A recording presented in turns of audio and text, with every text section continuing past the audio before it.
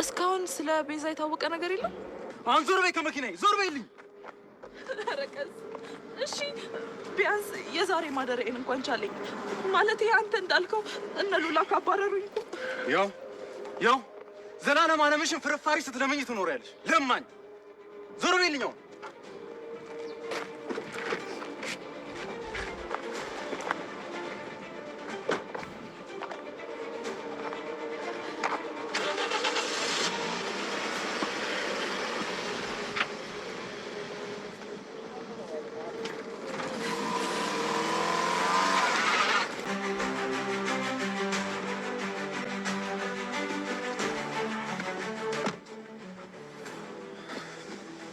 ሰላም ያባቴ ልጅ፣ በጣም ቸኩላል። የሆነ ለእኔ የምነግረው ነገር ያለ ይመስለኛል። አይገርምም? እቺ ሉላ የምትባል ሴት ጭራሽ እኮ ከቤቴ ልታባረር። ይህን ነገር ማመን ትችላለህ?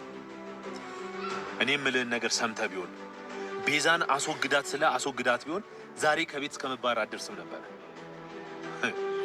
ለማንኛውም ችግር የለውም። አሁንም አንድ ከሆንን መፍትሄው በጣም ቀላል ነው። አይዞ ያባቴ ልጅ፣ እኔ ጋር ምንም አይነት መፍትሄ አይጠፋም። ዶክተር ሮቤል እና ሱራፌል ወንድማማቾች ናቸው፣ በአባት አንድ ናቸው ማለት ነው። ዛሬ ላይ እንግዲህ አንድ ላይ በመሆን እየሰሩ ነው ያሉት። ቤዛን ከበፊቱ አጥፋት፣ ግደላት እንዳልኩ ገላሃት ቢሆን ኖሮ ዛሬ ሀብትና ንብረቱ ያንተ ነበር የሚሆነው። የቤዛ አባት ነው አሰቃይቶ ያንተን አባትና የኔን አባት የገደለው። አሁን ላይ እኔ እናንተ ወንድማማቾች መሆናችንን ማን ያውቃል ከኔና ካንተ ውጪ ተባብለው እንግዲህ እየተነጋገሩ ነው ያሉት ማለት ነው። አሁን ላይ እንግዲህ እያስጨነቃቸው ያለው ቤዛን አለመግደላቸው ነው ማለት ነው። እስከ ዛሬ ድረስ ለምንድን ነው ያልገደልካት?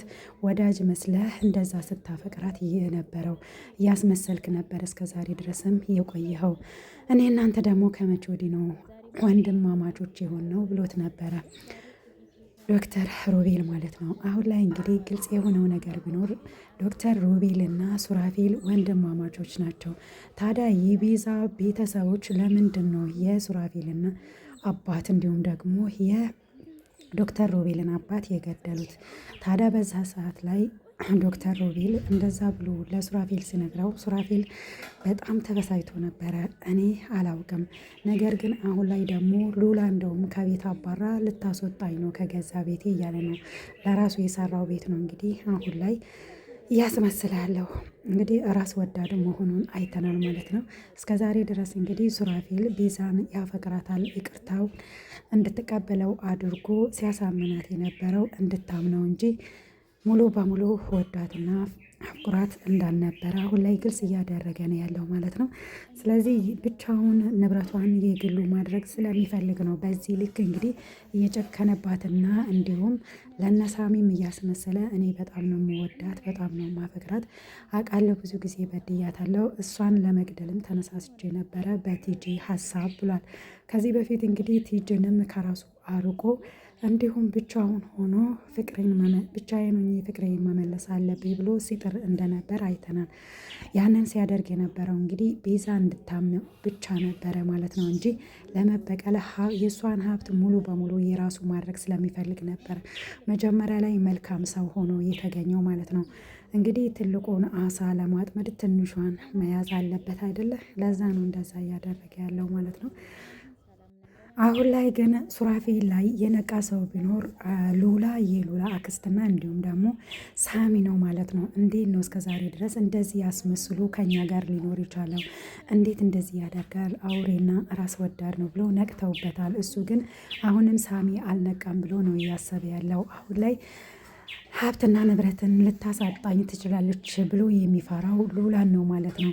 አሁን ላይ እንግዲህ ቤዛ ምን አይነት ሁኔታ ውስጥ እንዳለች እሱና ዶክተር ሮቤል ብቻ ናቸው የሚያውቁት። ኮማ ውስጥ እንዳለች በዶክተር ሮቤል እጅ እንዳለች ያውቃል። ነገር ግን እሷን ለማዳን አልነበረም በህይወት እንድትኖር የሚፈልጉት ሀብቷን ወደ ራሳቸው እስከሚያዞሩ ብቻ ነው ማለት ነው። ዶክተር ሮቤልም እንግዲህ አሁን ላይ ለሱራፌል ሁሉንም በአንተ ስም ታደርግልህ፣ ከዛ በኋላ ለእኔ የምታደርገው ነገር አለ በተቃራኒው ብሎታል። ዶክተር ሮቤል እንዳየነው ከሆነ አውቆ ነው ተንኮል እየሰራ ያለው። ሀብትና ንብረት ንብረቷን ይፈልግ ነበረ። ከዚህ በፊት ለቤዛ እንደተናገረ የቤተሰቦቼ ሀብትና ንብረት ነው ቤተሰቦችሽ የወሰዱት። ስለዚህ አንቺን መበቀል መግደል እፈልጋለሁ። ከዛ ሀብትና ንብረቱ የኔ ይሆናል። የአንቺ ቤተሰቦችን በድለዋል፣ ገለዋል። ስለዚህ የቤተሰቦችን በቀል ነው በአንቺ የምወጣው ብሎ በፊት ለፊት ነግሯት ነበረ። አሁን ላይ ግን ያንን ሀብትና ንብረት ይፈልግ ነበረ፣ ግን ለሱራፌል አሳልፎ ሊሰጥ ነው። እውነት ለሱራፌል አሳልፎ የሚሰጥ ይመስላችኋል? ምክንያቱም እሷን መግደል የፈለገበት አንደኛው ምክንያት የቤተሰቦቼ ሀብት ነው። ይሄ ሀብት ቤተሰቦች ሳይገባቸው ነው የወሰዱት። ቤተሰቦችን ያጠፉት የአንቺ ቤተሰቦች ናቸው። የአንቺ ቤተሰቦች ደግሞ ሌላ ጠላት አላቸው ብሎ አውርቷት ነበረ። ያንን ነገር ግን እሷ እንድታምነውና እንዲሁም እንድትቀርበው ነበረ ሲያደርግ የነበረው።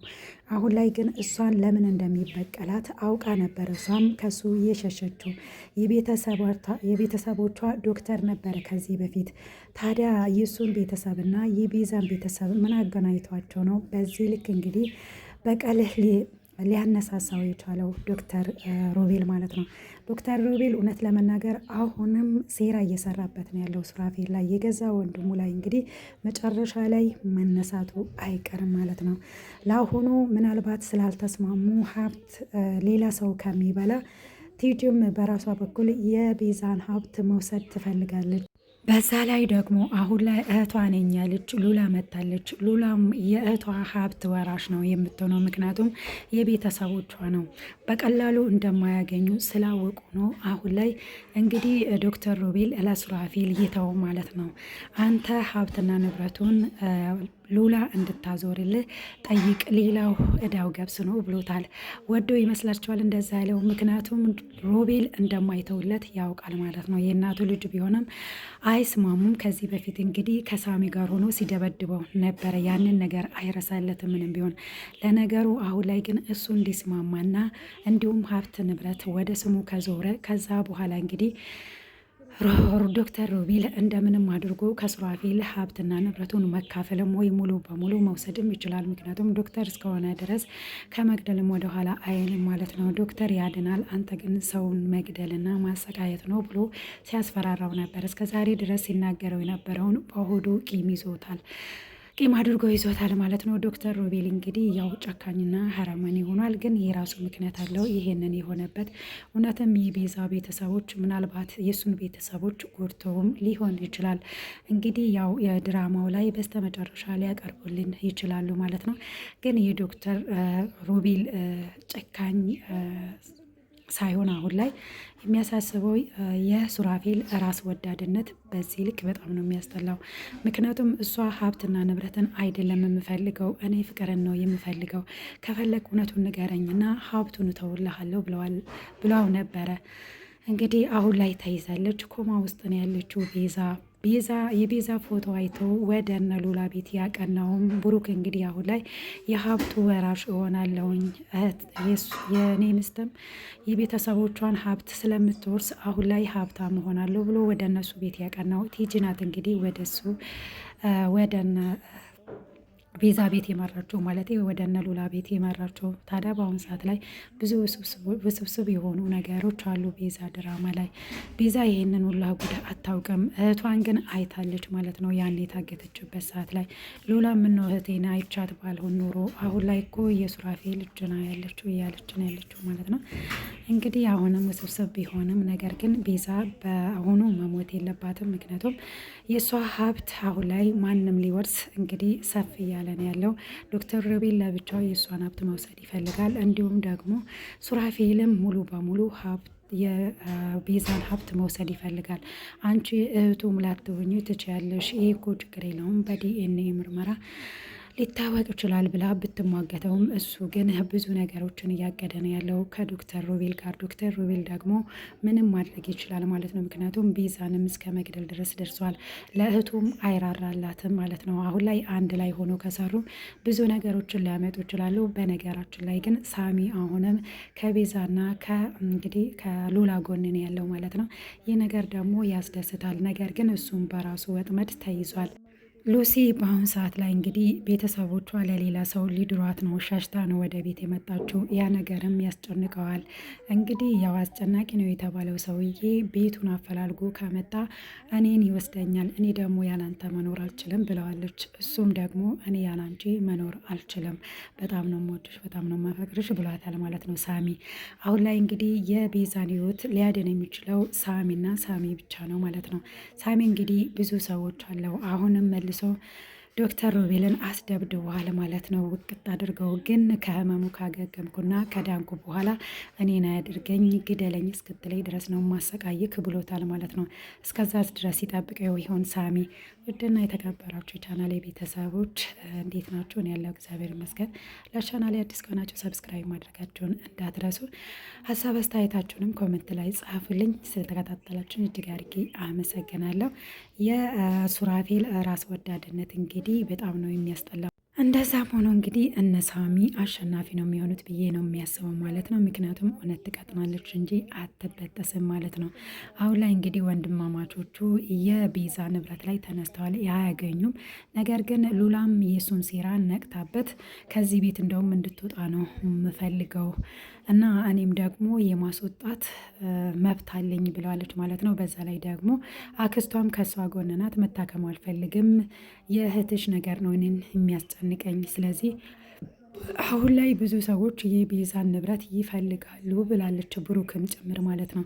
ብሩክም ከዚህ በፊት እንግዲህ ሉላን አስረግዟት አልፈልግሽም፣ እርግዝና ማርገዟን ከሰማ በኋላ ሜዳ ላይ ጥሏት ነበረ።